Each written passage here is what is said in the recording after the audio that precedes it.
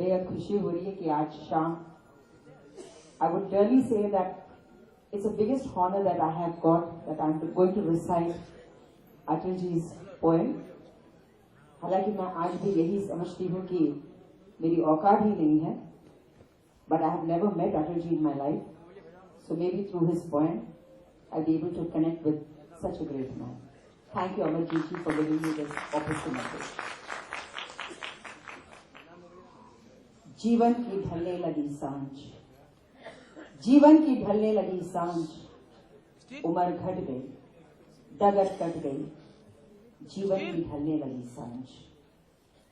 बदले हैं अर्थ, शब्द हुए व्यर्थ, शांति बिना खुशियां है बांझ।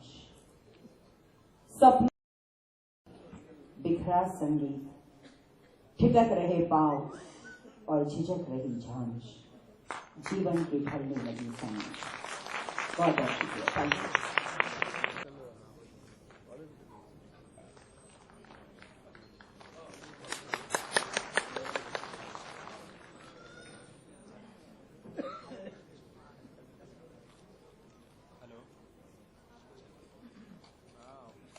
मेरे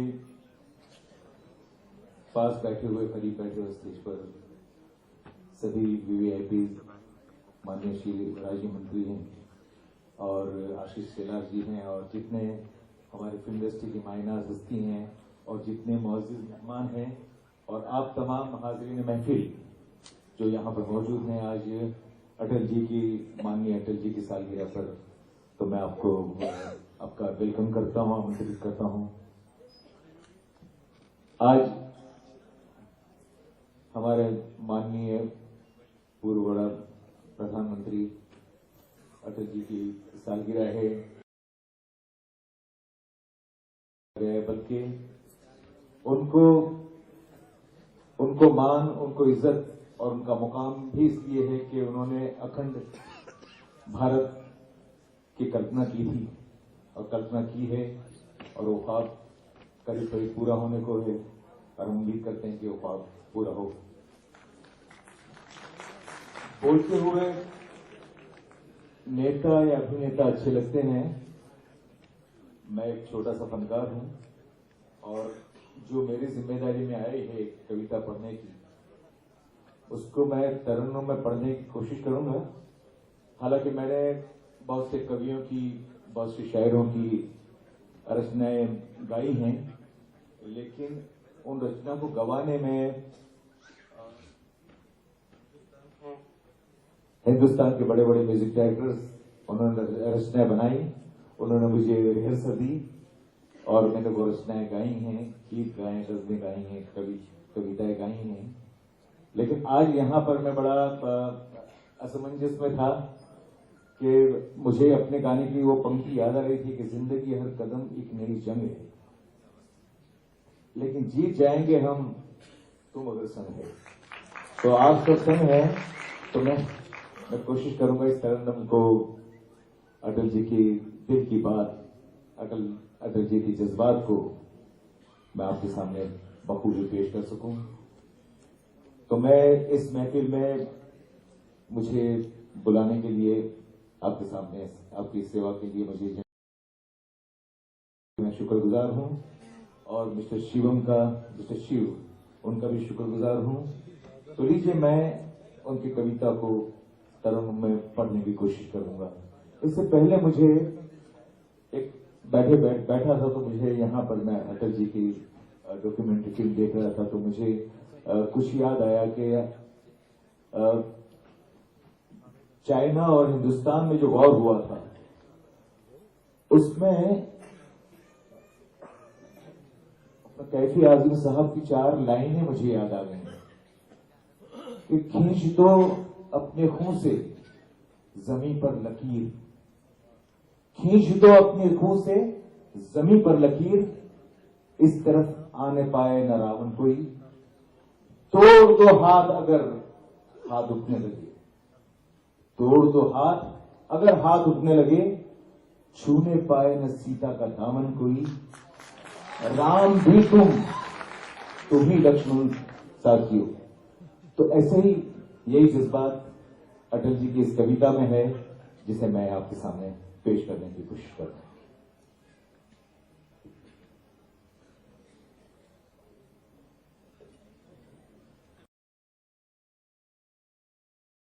जंग न होने देंगे हम, जंग न होने देंगे हम, जंग न होने देंगे हम, जंग न होने देंगे, विश्व शांति के हम साधक हैं, जंग न होने देंगे, विश्व शांति के हम साधक हैं, जंग न होने देंगे हम, जंग न होने देंगे हम, जंग न होने देंगे।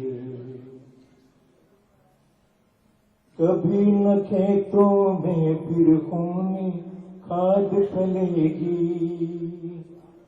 खलिहानों में नहीं मौत की फसल खिलेगी, आसमान फिर कभी न अंगारे उठलेगा, एटम से नागासाकी फिर नहीं जलेगी, युद्ध विहीन विश्व का सपना भंग न होने देंगे, हम जंग न होने देंगे, विश्व शांति के हम साधक हैं, जंग न होने देंगे।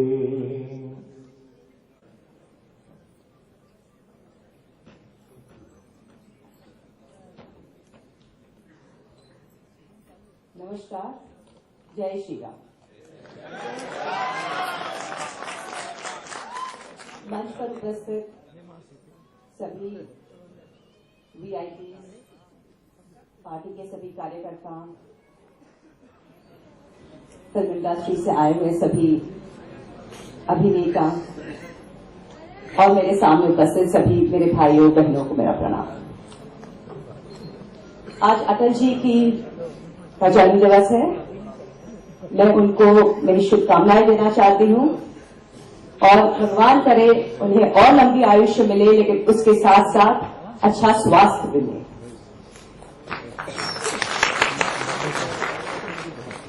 हम सब जानते हैं अटल जी बहुत बड़े राजनेता रहे हैं, 2 बार प्रधानमंत्री बन चुके हैं, प्रधानमंत्री बन चुके हैं, फॉरेन मिनिस्टर रह चुके हैं और उनके टेन्योर में हमेशा, उनके नेतृत्व में हमेशा ही जो डिसीजंस लिए गए हैं वो हमेशा कुछ अलग किस्म के रहते थे, क्योंकि वो out of the box thinking करते थे, एक अलग किस्म के इंसान थे वो। अटल जी, मैं अपने आप को बहुत लकी मानती हूं कि मैं अटल जी को बहुत करीबी से मैंने समझा है, देखा है। वो मेरे साथ 91 के चुनाव में थे। खैर वो तो बहुत सालों से चुनाव लड़ते आए हैं और आई थिंक पिछले 40 सालों से सांसद में है। ये एक वक्त की बात है जो मैं आपको बताना चाहती हूँ, शेयर करना चाहती हूँ, मेरी एक्सपीरियंस उनके साथ। मैं और मेरे हस्बैंड कुल्लू मनाली घूमने गए थे और जैसे हम लोग चेकिंग, हम कॉन्सियर्ज ने हमें चाबी दी रूम की, तो उन्होंने कहा कि मैडम आपके लिए मैसेज है। किसका मैसेज है? अचानक, मैं तो यहाँ किसी को पहचानती नहीं हूँ। तो कहा नहीं, अटल जी का मैसेज है। अटल जी यहाँ आए हुए हैं छुट्टियों के लिए उनके परिवार के साथ, और वो ये चाहते हैं कि आप अपने हस्बैंड के साथ, अपने परिवार के साथ, उनके साथ dinner. I was very surprise and I was so happy कि इतने बड़े इंसान, इतने बड़े नेता, उनको कोई जरूरत नहीं थी कि अपनी छुट्टियों पे मुझे फोन करके मैसेज दे कि आप आइए हमारे साथ डिनर करें। तो ये उनकी सरलता है, ये उनका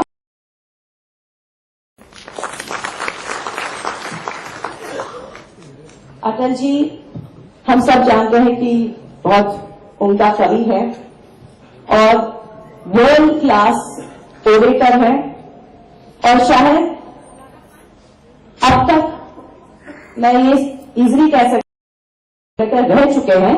और ऑफकोर्स अभी हमारे present PM Narendra Modi ji is equally very good, पर एक समय था जहां अटल जी का नाम एक बहुत अच्छे ओरेटर तरीके से माना जाता था।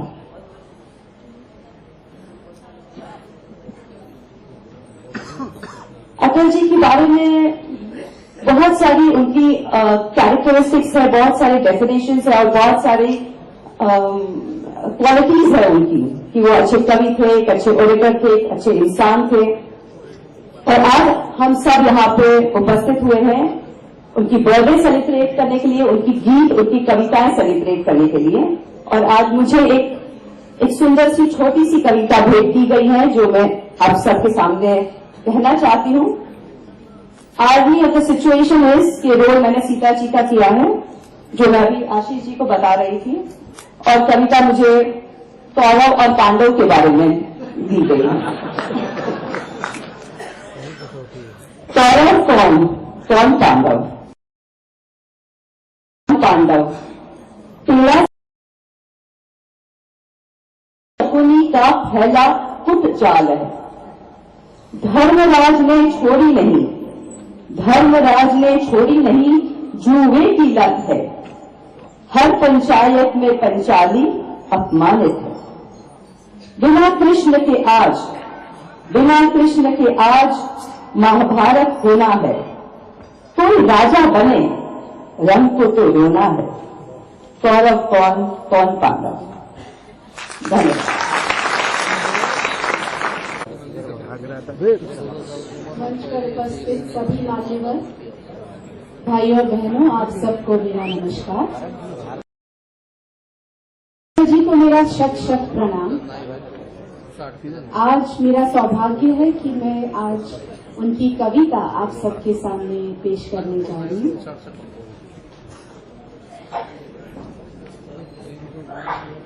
चौराहे पर लिटता चीर, प्यादे से पिट गया वजीर।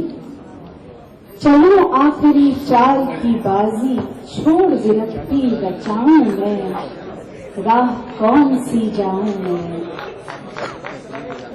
सपना जन्मा और मर गया, मधुरत में ही बाग झर गया।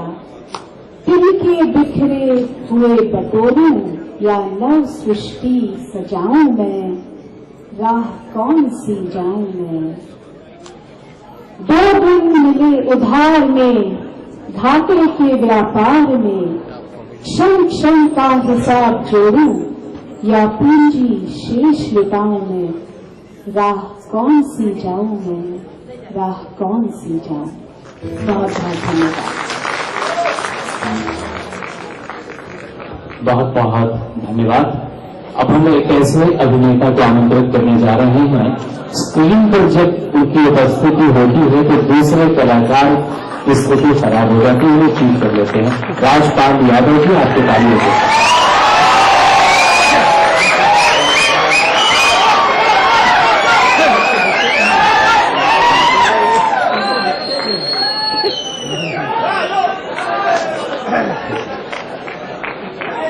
हमारे मंच पर आसीन सभी हमारे अग्रजों से हमें प्रेरणा मिलती है जीवन में, और मंच से आगे जो दीर्घा में बैठे हैं जो हमारे अग्रज हैं, मैं सबको चरण स्पर्श करता हूं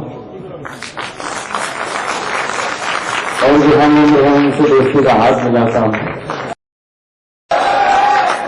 और जो हमारे अनुभव हैं हमसे उम्र में छोटे हैं, तो उनके लिए भगवान शंकर से प्रार्थना करता हूं कि उनके सब कुछ आज मेरी इच्छा थी कि जैसे अमरजीत जी का निमंत्रण मिला कि तो मुझे पहली बार डर लगा। मैं सोच रहा था कि कविता पढ़ने का अगर सौभाग्य मिला है तो रट के और बगैर कागज देखे कविता पढ़ूं, लेकिन बाद में हिम्मत नहीं पड़ी कि इतनी बड़ी व्यक्तित्व की अगर कविता पढ़ूं और उसमें एक भी शब्द इधर से उधर हो जाए तो कितनी बड़ी अभद्रता हो जाएगी। और एक चीज जरूर कहना चाहूंगा कि बड़े मन में एक बात शेयर करने की इच्छा थी कि भारत के रथ का भार जो है, भारत का जो रथ है उसका भार उठाने वाला व्यक्तित्व है हमारे अटल जी। भारत की मर्यादाओं की मूर्ति है हमारे अटल जी। और एक लाइन और साथ में कि रिश्ते नातों की गलियों और क्या खोया और क्या पाया के बाजारों से कहीं आगे, जब एक ऐसा मोड़ आता हो जाता है तब जाग उठती है कविता। सौभाग्यशाली है कि एक ऐसे कवि, एक ऐसे महान कवि की कृति पढ़ने का सौभाग्य मिला है। और हम ये आशा करते हैं कि जो ये कविता है वो भारत के एक जनजन में, एक एक प्राणी के मन में एक एक शब्द को अपने ब्लड में बसाएं और भारत को आगे बढ़ाएं। एक नया भारत बनाने का इरादा मन में है। स्वप्न देखा था तभी जो आज हर धड़कन में है। एक नया भारत बनाने का इरादा मन में है।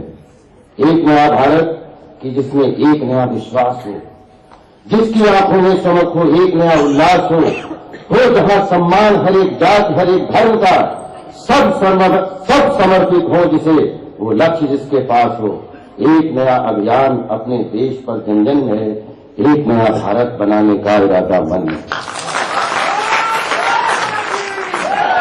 बढ़ रहे हैं प्रगति की ओर जिस रफ्तार से, कर रहा हमको नमन जो विश्व भी उस पार से, पर अधूरी है विजय जब तक गरीबी है यहाँ। मुक्त करना है हमें अब देश को इस भार से। एक नया संकल्प सा अब तो यहाँ जीवन में है। एक नया भारत बनाने का इरादा मन में। भूख से घर से मिटा दे वो उगाना है हमें। प्यास ना बाकी रहे वो जल बहाना है हमें।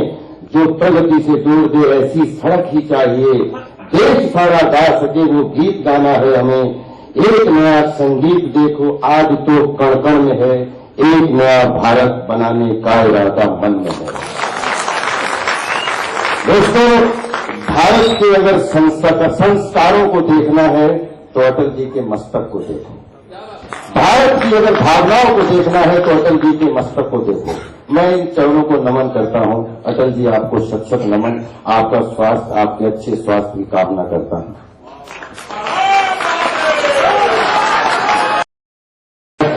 धन्यवाद राजपाल जी। मित्रों, जीवन का सबसे बड़ा कठिन काम है व्यक्ति का स्तर समृद्ध करना।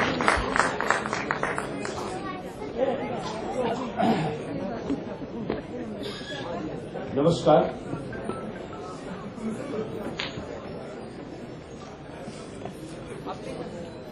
अमर आग है, कोटि कोटि आकुल हृदयों में सुलग रही है जो चिंगारी। अमर आग है, अमर आग है। उत्तर दिशि में अधिक दुर्ग था, जागरूक प्रहरी युग युग था। मूर्तिमंत स्थैर्य वीरता की प्रतिभा था, अटल अडिग नगपति विशाल है। नभ की छाती को छूता सा कीर्ति पुण्य सा, दिव्य दीपकों के प्रकाश में झिलमिल ज्योतिक मां का पुण्य भाल है। कौन कह रहा उसे हिमालय, कौन कह रहा उसे हिमालय, वह तो हिमावृत ज्वालागिरी। अणु अणु कण कण गब्बर कन्नर गुंजित ध्वनित कर रहा अब तक। डिम डिम डमरू का भैरव स्वर, गौरी शंकर के गिरि गब्बर। शैल शिखर निर्धर वन उपवन, तरु तृण दीप। शंकर के तिसरे नयन की प्रलय विघ्नि जगमग ज्योतिक। जिसको छूकर क्षण भर ही में काम रह गया था मुट्ठी भर। यही याद ले प्रतिदिन प्राची, अपना अरुण सुहाग सजाती। और प्रखर दिन कर की कंचन काया, इसी याद में पलकर निशि निशि दिन दिन जल जल प्रतिपल। सृष्टि प्रलय पर्यंत समावृत जगती को रास्ता दिखाती। यही याद ले हिंद महासागर की, छाती है धधकाती। लहर लहर प्रज्वाल लपट बन, पूर्व पश्चिमी घाटों को छू। सदी दिशा में सोए शीला खंड सुलगाती। नयन नयन में यही याद ले, कंठ कंठ में प्रलय राग ले। अब तक हिंदुस्तान जिया है।